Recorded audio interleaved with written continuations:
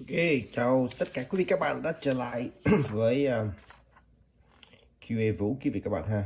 Hôm nay thì sau khi mà mình open cái này rồi thì bây giờ mình sẽ có hướng dẫn nhanh cho tất cả quý vị các bạn là cái cách mà làm sao mà chúng ta có thể sử dụng cái này nhanh thôi ha. Thì đầu tiên quý vị các bạn, đây là cái cục mà để sạc, để cục sạc. Đầu tiên cái số 1 mà đây là hướng dẫn rất là nhanh thôi quý vị các bạn.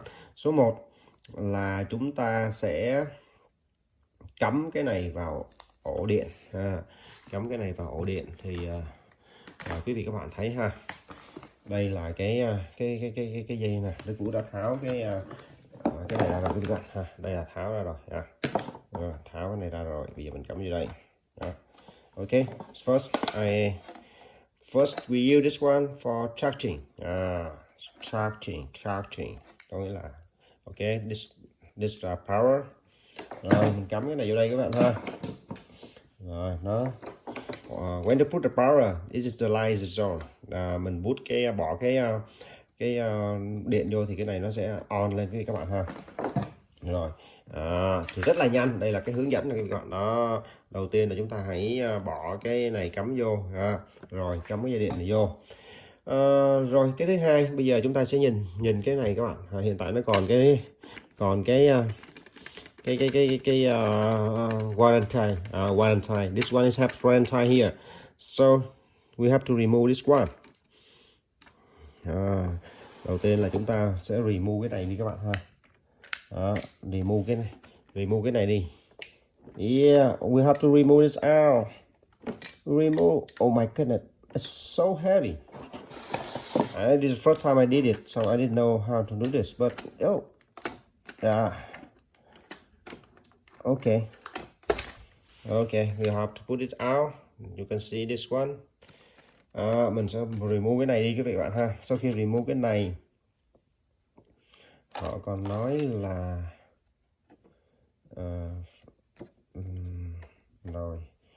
rồi remove cái này thôi quý vị các bạn. Nothing here. Ok, cái này cục này nó nằm trong chỗ này ta. Ok, trong chỗ này. Oh my goodness, nó sao mà nó lại không có cái này.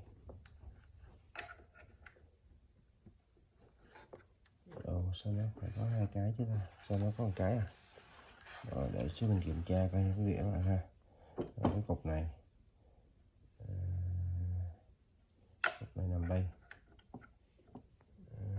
Nằm đây. Ok.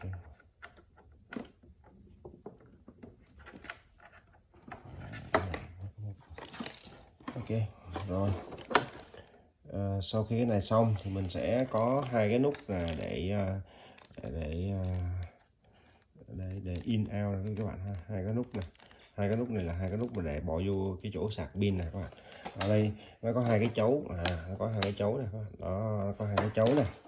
Bây giờ mình sẽ bỏ cái đó vô. Bỏ cái này qua một bên ha. Rồi mình sẽ để cái này vô, xong mình đặt cái này xuống cho nó vô giữa hai cái này. Khi mà quý vị các bạn thấy cái đèn này nó không có sáng nha quý vị các bạn, cái này đèn này nó không có sáng, mà khi mà chúng ta đặt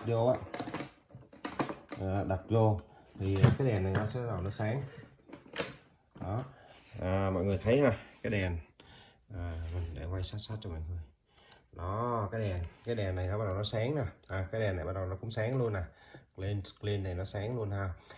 When we put it for recharge, for charging, this is comes up and this light is up and this light this light is on and this light is on too, so you can see this. And for the next step, this is number 3. We can take the this will take 3 hours at the first time for charging. So we have to use the app. You can use for the Apple app or Google Play to use this on your phone and to set up.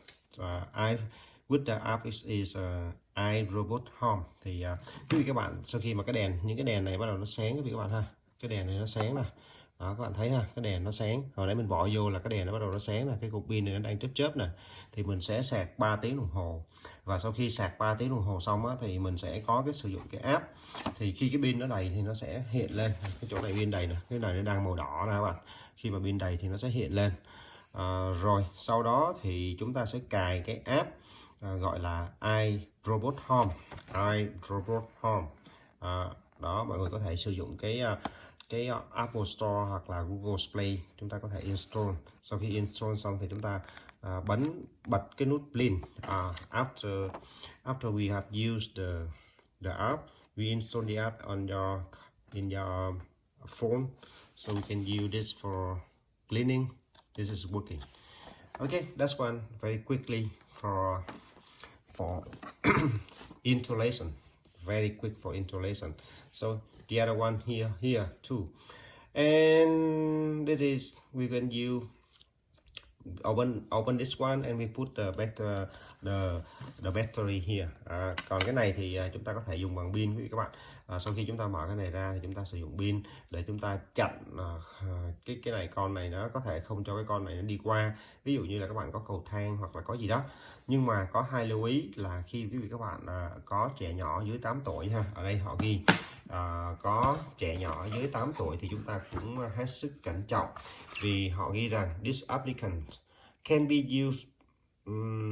Ok, sorry quý vị các bạn ha, đây là this applicant can be used by children aged from a year and above, and a person with reduced physical, sensory and mental capability and lack of experience and knowledge if they have been given supervision and instruction. Thì có thể là trẻ 8 tuổi trở lên có thể dùng cái này được.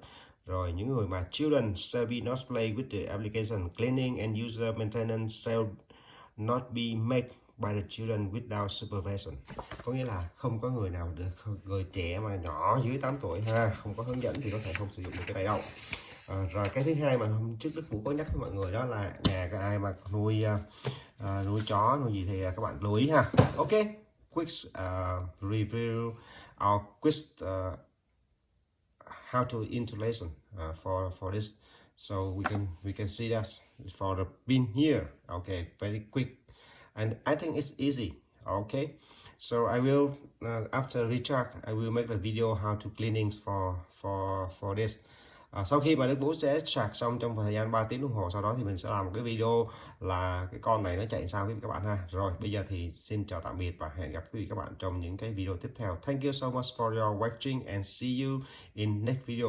If this video is useful, please like, share and subscribe for this channel. Thank you so much for your watching. Mọi người nhớ là nhấn like, share để ủng hộ cho Đức Vũ nha. Xin chào tạm biệt. Bye bye.